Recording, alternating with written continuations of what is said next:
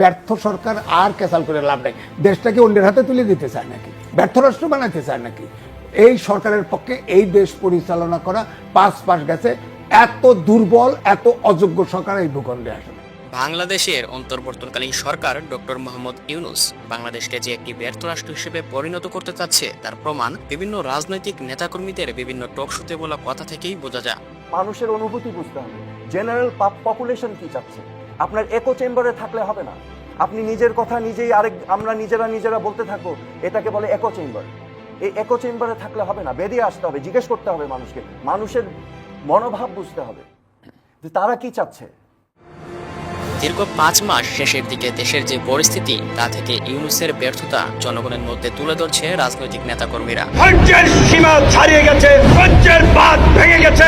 আগামী 24 ঘন্টার মধ্যে শেখ হাসিনাকে ভারত থেকে বাংলাদেশে ফিরিয়ে আনতে হবে।